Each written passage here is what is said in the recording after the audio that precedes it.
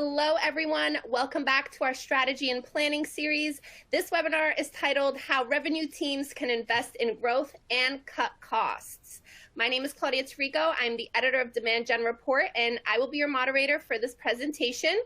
I'm just going to run through a few housekeeping slides, and then I'm going to pass things over to the experts today. So first things first, welcome.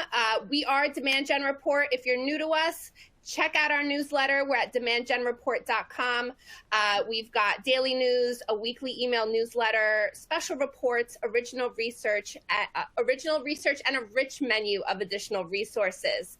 So like I said, if you haven't done so already, subscribe to our weekly newsletter. And of course, check us out on social media. You could share your thoughts and feedback on this session, on our entire series. You can use the hashtag SPS22. All of our links and handles are right here on your screen, and we look forward to connecting with you on social. All right, well, now I'm really excited to introduce our featured speakers for today. We have Kaylin Holbrooks and Anderson Campbell of ZoomInfo. Anderson owns the product marketing for ZoomInfo's ABM and Demand Gen solutions. Prior to working in tech, he was a university professor. He has 2 full tattoo sleeves, 2 teenage kids, 1 spouse, 1 dog, and a desire to learn jazz guitar. Really, really cool. And if you can't hear, you can hear my dog shaking in the background. Hopefully you don't, but a big dog lover here as well. Kaylin leads the integrated and partner marketing team at ZoomInfo. This team is responsible for the overall campaign strategy and plans across marketing channels and all ZoomInfo products. She joined ZoomInfo in 2022 with more than 15 years of B2B tech marketing experience. And previously, she held a variety of campaign analytics, strategy, and partner marketing roles at Databricks, Tableau/Salesforce, and Microsoft. So obviously we are in really, really great hands today. So I'm going to stop talking and pass things over to Anderson to kick things off. Anderson, it's all yours. Thank you so much, Claudia. Kaylin and I are both really excited to be here and to be part of this great series that Demand Gen Report is putting on. So thank you for the invitation. And yeah, I think that the thoughts that we have for you today on investing in growth during uncertain economic times or looking for ways to cut costs and be more efficient, certainly timely. And hopefully you can have some takeaways directly to your teams after we're done today.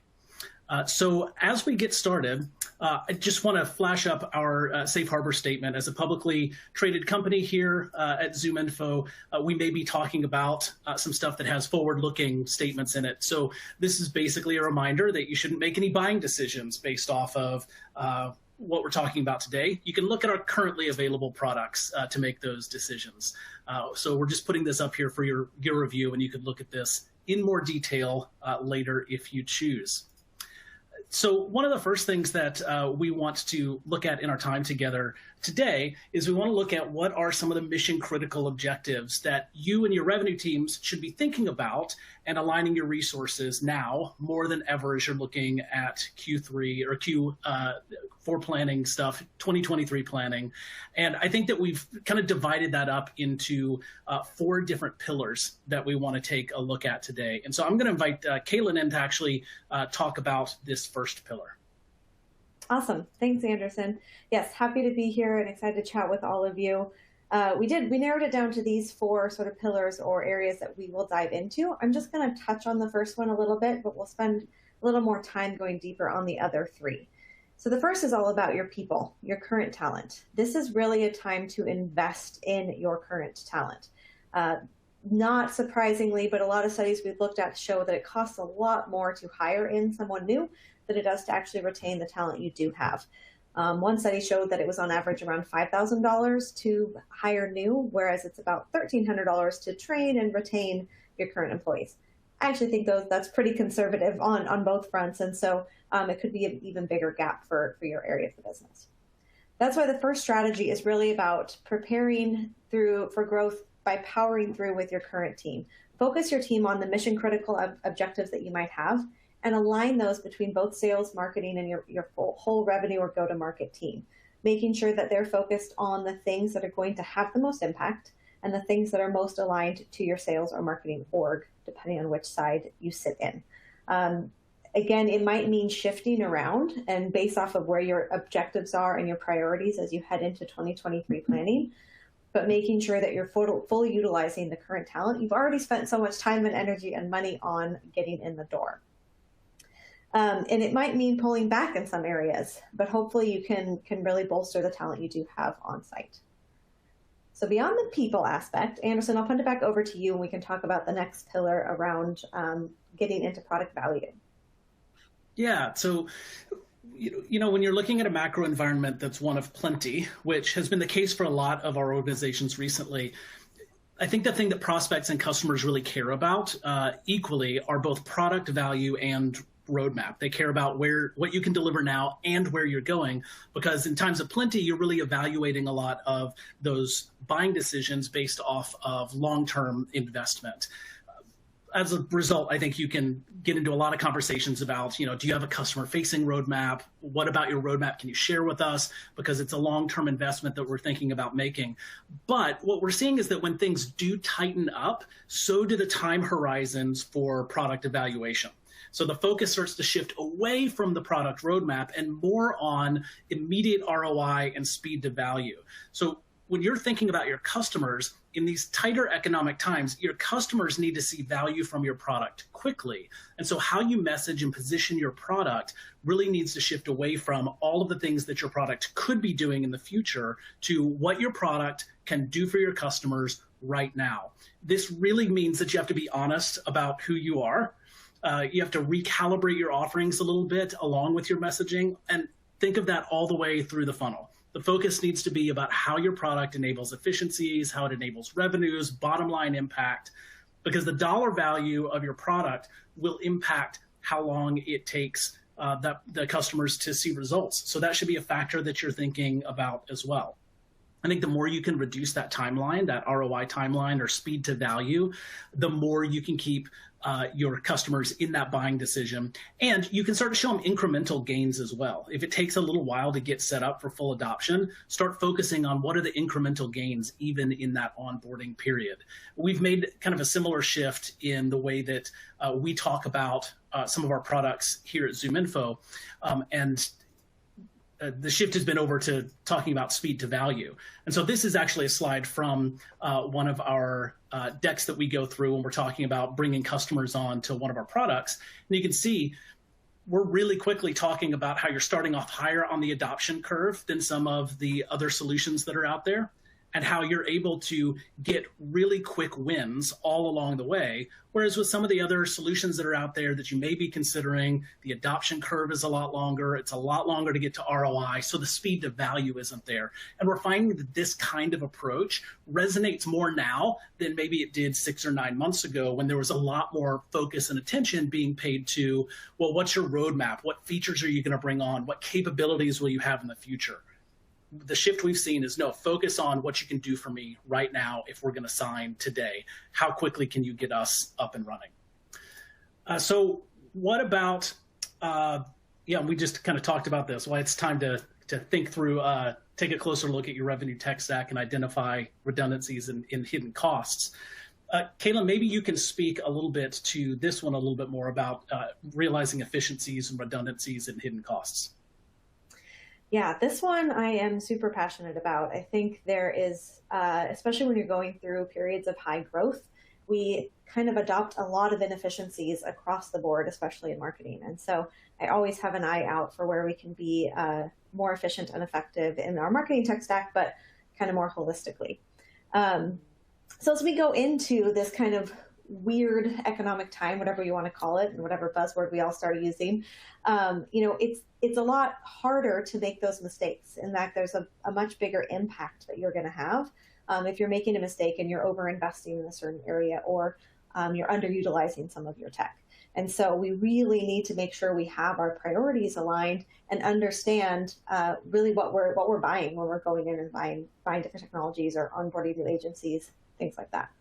So one of the first things you can do is look at all of your external contracts and evaluate if you still are needing or using their services. Sometimes it goes into kind of auto maintenance mode, and maybe that's something that you can bring back in-house. It's not always cheap, but maybe it's time to cut ties.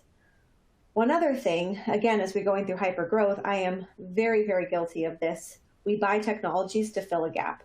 We feel like, we have to keep up with the pent up demand, and technology is going to help do that. But really, that also requires the right human element on the other side of it, and that you're resourcing that technology appropriately. So taking a look at your stack and seeing, where are we not even utilizing this because we haven't had the right head space to really fully dive into it. Therefore, it's probably programs you could either shift resources to start fully utilizing, or think about ways that you're can cut ties there as well. The one thing to start investing in is where you want to get alignment between your revenue teams, particularly between sales and marketing, and look at technologies that kind of span both and or both are using, and really start to invest there more than you are in the other ones. Any technologies that are only solving for a single use case or a single team, that's a really, really ripe one to maybe cut ties with. Also, anything that requires a heavy admin. So a lot of technology will say having a dedicated person or having it scoped appropriately is important, but there's more that have a lot of administrative lift or effort just to get out the door. So it's another good area to look at some potential inefficiencies. We also look at the concept of digital waste. We all receive direct mail flyers in the mail on a regular basis still in 2022. And every time I get it, it goes straight in the recycle bin. I can't help but think of the waste of paper, of transport to get it to my house. The same concept exists slightly differently with your marketing budget through our digital ad space. So the more we can get focused and targeted, the less digital waste you will have, the less direct mailers that go right in the recycle bin. And if we start to think about it that way, maybe your cost per feels like it's increasing, but really your ROI is going to explode, and that the goal is really not wasting your money. And so there's a lot of different ways we can start to realize these efficiencies in redundant technologies, underutilized technologies, and that concept of digital waste. We go to the next slide. We'll dive into this a little bit. We've all seen this slide some year. I think the last time I saw it was probably 2018. And yes, it looks even more crowded than it did back then. The concept is, there's a lot going on in the MarTech space. We've become very, very specialized, and it's continuing to grow. It's confusing, it's crowded, and in this case, more is not necessarily better. It's often even sometimes people's full-time job just to figure out which tech to bring in and how to onboard that. Turns out it's also the same in the sales tech space. This is growing rapidly as well. And I bring this up, even though it's significantly smaller than the MarTech space, I bring it up because it's really additive for us as marketers. We need to partner with our sales team. And if we're bringing on a bunch of tech and then they have this own, we're really double dipping on some of these things.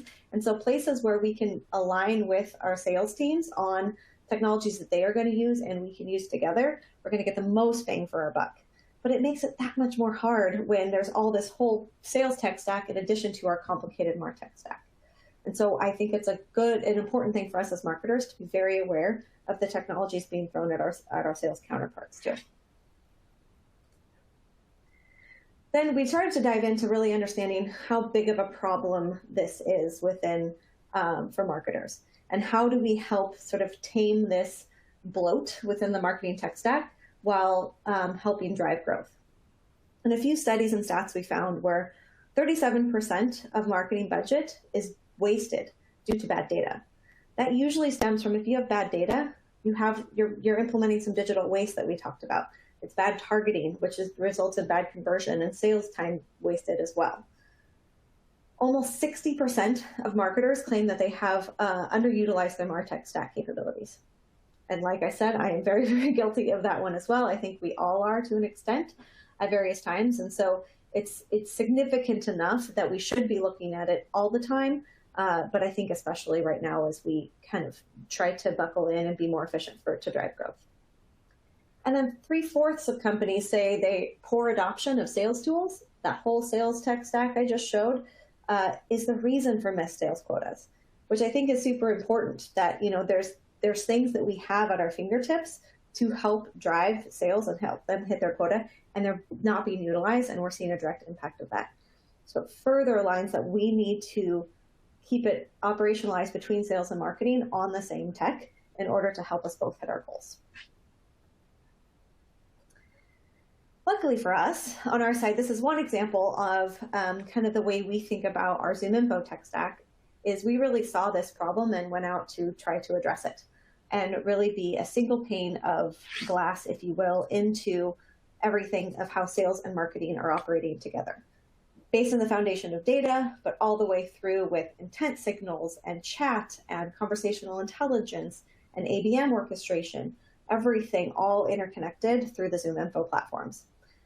This is something that, it's not to say that the technologies on the left can't do it, but I think as where we can simplify and bring it all together is going to be where we're going to drive a bunch of efficiencies in our go-to-market execution.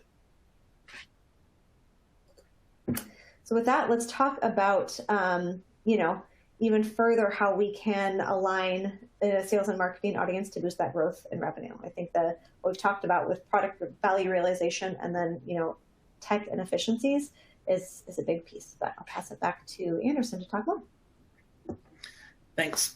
Yeah, I think it does kind of segue right into what I wanted to talk about a little bit, which is about narrowing your focus when you're trying to make these hard decisions about how do you invest in growth without raising costs or maybe having to cut costs. A couple minutes ago, we talked about how important it is to be honest about who you are as an organization and the products that you offer, rather than promising a big extensive roadmap, right? And the takeaway there was to shorten the speed to value and help your customers get ROI faster, get some quick and easy wins. This is really about turning that same approach, but looking external facing with that and focusing it on your ideal customer. I think when we're talking about narrowing your focus in your go-to-market motions, you really need to be honest about who your customer is, who your ideal customer is. And you have to be specific. I think in marketing, we often default to kind of a wide net mindset. We really widen our target out with this rationale of, the more we get into the top of the funnel, the more MQLs we have the possibility of creating and we can move more people through. We all know from experience that can lead to noise in the funnel, and that can translate into wasted time, both marketing resources and sales resources. So when you're experiencing a macroeconomic shift, I think it's helpful to take a little bit of a different approach. And instead of casting a wide net, you get more focused in your targeting. And I think one of your best partners in this is your sales department, your sales colleagues. Lean on their expertise. So who are they consistently involving in deals? What are those titles? What are the seniorities? What are the departments? And then you focus your targeting on that buying committee and you cut out most of the rest. So you're doubling down on the people that are involved in the buying decisions for your products and services. And I think you also need to double down on the channels that are performing well. I think it's okay to sometimes have to turn off the tap on channels that aren't showing you a good return. Otherwise, I think we fall prey to the sunk cost fallacy, right? You continue to invest in channels because you've already been investing in those channels. And at some point, fortune favors the bold, and consolidation and turning off taps that aren't working, that can be a pretty bold move. The last thing I would say on this, I think, is that customer satisfaction and retention, those things loom really, really large in times like these. And your product itself, having a product that delivers ROI, having a product that creates customer delight, having a product that operates well and efficiently, that is what's going to help you retain that base that you've built up so far. And those customers can be some of your biggest advocates. They can be reference points for you. They can provide you the kind of social proof that you need. And all of that stuff works to move your sales and your marketing alignment tighter together. At ZoomInfo, we've seen some of our customers getting some pretty amazing results when they've narrowed that focus in, when they've pursued sales and marketing alignment, tech stack consolidation, when they've chosen some of that laser focus rather than the spray and pray. And there's a couple that I wanted us to look at today and maybe just share some observations with you all. So this is a case study that we did with SpeakApp. you can see the stats on the screen here. I mean, they grew their pipeline and their sales engagement, and it was precisely because they pursued sales and marketing alignment. And they did that by coming around a single source of truth for their data. And that data was ZoomInfo's data. But they're using that data for both sales and marketing to drive decisions. And since they're looking at the same data, those decisions are often in alignment with one another because they're not having to argue first over what is the source of truth. It really is about looking at the same picture, the same data, and then deciding who's going to tackle which piece of the execution there. They also looked at who they should be involving in a deal. And again, this was sales kind of leading the charge here and saying, here's our buying committee. This is the people, just as I described before, these are the people that are involved in the deals often. And they use the data that they were getting from us as a way of targeting that buying committee and companies that had that buying committee. And then they were using our streaming intent product to time outreach to those very specific people. So the outreach that was being timed up by the intent data was very laser focused outreach. So for customers that have multiple platforms of ours, like SpeakApp does, they have sales and marketing platforms. We actually rolled out a feature earlier this year with sales and marketing alignment right behind the purpose of that feature. It's something that we call air cover, and it allows a marketer to set up a marketing audience and all of the lead criteria on that audience. And then a salesperson can be researching in our sales platform, and there's a button in there that says add to air cover. And if they are on a company and they click that button, then it essentially takes that company, puts it over into that marketing audience where we filter for all of the lead filters that the marketer has set up. It's just another way of trying to find efficiencies and alignment between sales and marketing in how you do the job together using the same data, using a consolidated tech stack and a set of tools that works nicely together. It's pretty powerful back and forth collaboration to be able to have marketing set up the top of the funnel. And then like sales, they're just like lobbing good fit companies in there to be filtered down through the funnel. Before I move on to the next one, Caitlin, I was wondering if I could bring you back in on this one. I mean, you have a lot of experience in seeing what works and what doesn't work with sales and marketing alignment. I mean, what have you seen that works with aligning sales and marketing together?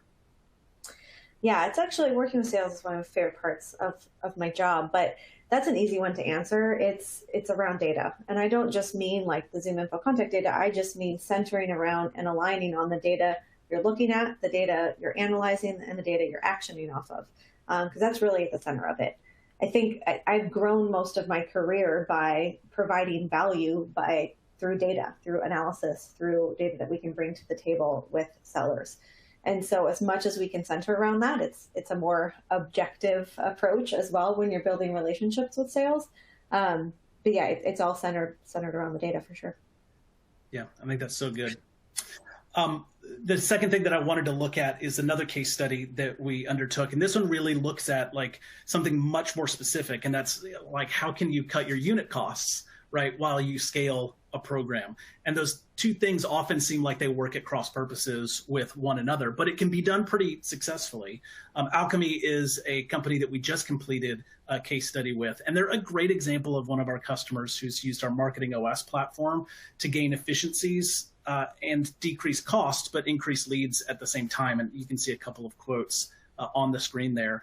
What they did basically is they built some targeted audiences using that data and lead criteria that they had.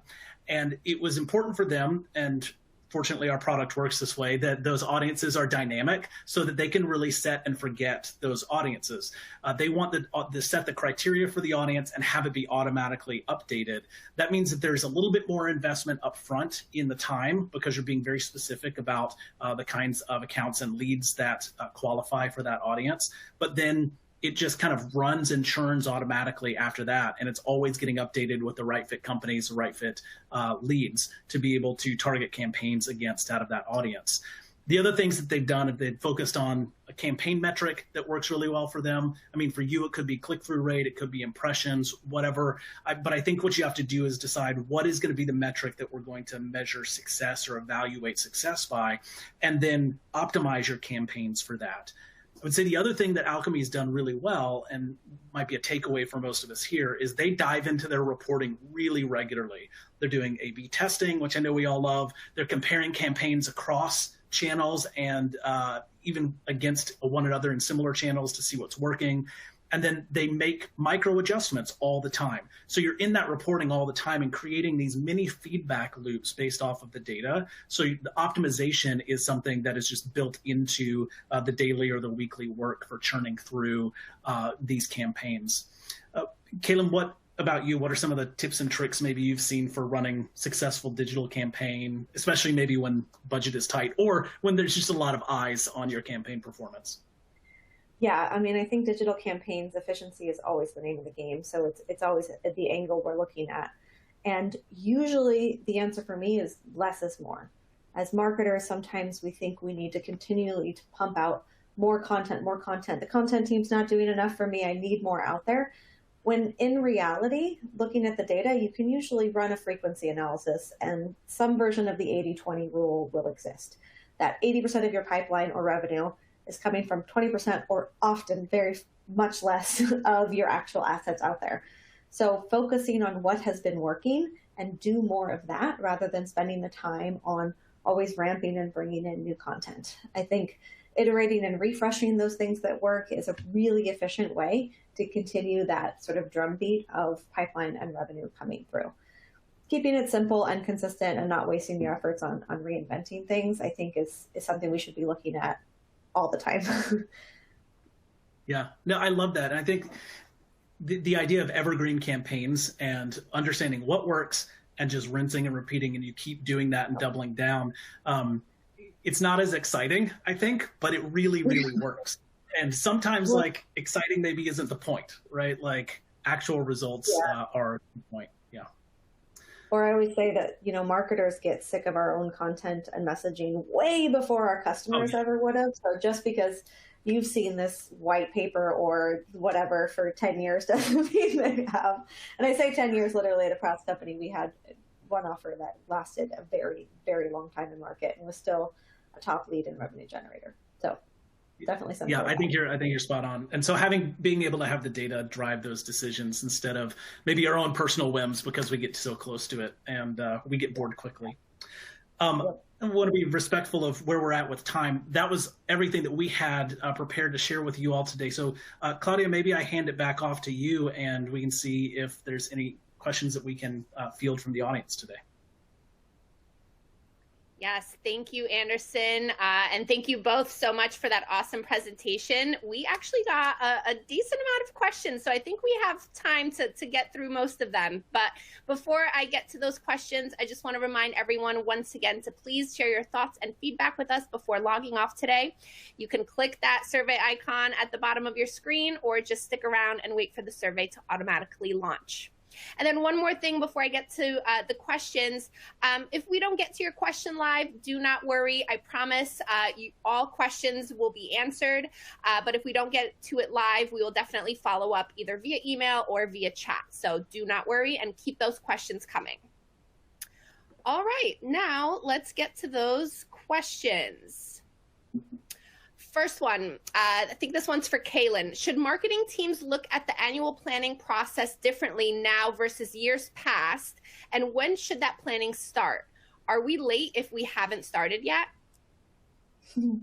I have seen annual planning start anywhere from July through January. So, and probably even before that.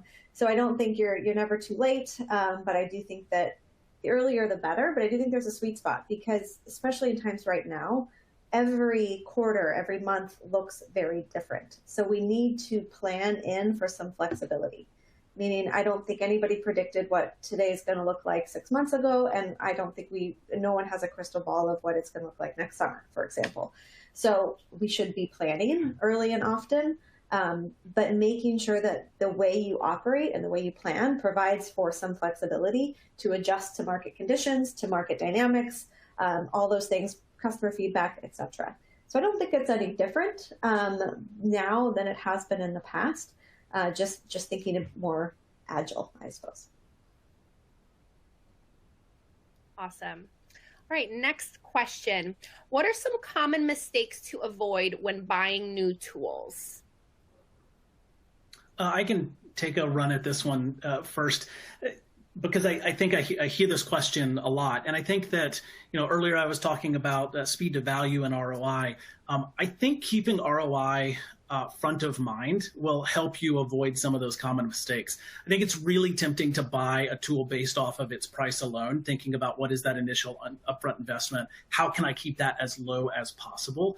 And I think that's a very attractive way when we're looking at things maybe tightening up a little bit.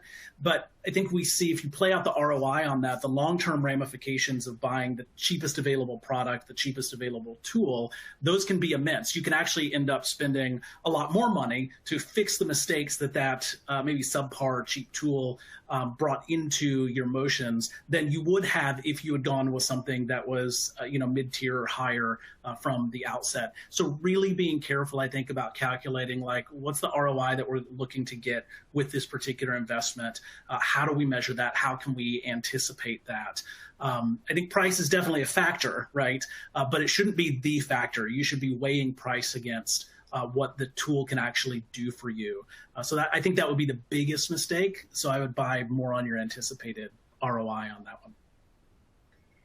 The thing I would add to that is, the upfront cost of something is one factor, but how you need to resource and utilize it, like the people side of it ongoing to maintain it and actually realize that value, is also a real cost. And so thinking about tools that will actually help and enable and save your team time rather than creating more work throughout that. And that's something that we have to think about being a little more nimble in, I think. Awesome. All right, next question. What are some suggestions when determining which tools to consolidate? Yeah, I think we touched on a few of these. From my perspective, it's definitely where the scope and the impact is narrow. So if it's a tool specifically for one team or one function, that should be potentially first on the chopping block, where compared to tools that can be utilized by multiple functions, multiple people, and are actually helping drive alignment, particularly between sales and marketing. So looking for those sort of siloed tools is probably the first place I would go. Awesome. All right. Next one. I think this one's for Anderson. What advice do you have for aligning sales and revenue teams for revenue growth? That's a great question. I think Kaylin already touched on some things earlier. I think if I were to add anything, I think that a lot of the biggest roadblocks between sales and marketing, in my experience, they end up being more relational than they are practical or strategic. So, like when you're facing uncertainty or you're facing, budget tightening or budget restrictions, everybody's going to be a little bit on edge. So I would say, be a good human, right? Be charitable. Remember that you and your sales colleagues, sales and marketing, they're most effective when you work well together. Be honest in your communication. Assume good intentions. Communicate bad news early. I really think that it's about being a good partner to work with. I really appreciated what Kaylin said earlier and said that some of her biggest successes have come in her career when she has brought value to the table, to the sales table. And so being able to bring value into conversations and be open-handed with your contributions, I think that if you can get aligned relationally, then the strategy, the budget planning, all of that kind of stuff will start to fall into play. But fundamentally, you have to trust one another and be willing to trust your sales colleagues as well. Great. Thank you for that. I think we have time for one more question. So here's a good one. What are some key approaches marketers can take to scale their ads while also keeping the quality and personalization at the forefront? Yeah, I can take that. That's a good question. I personally think it's less about the personalization at this point and more about the quality of who you're actually targeting. Making sure it is your ideal customer profile, it's part of your TAM, your total addressable market that you're really going after, is going to be much more important than personalizing down to the specific persona or even account from that perspective. So getting really targeted and focused in that way is how you're going to ensure quality of that engagement.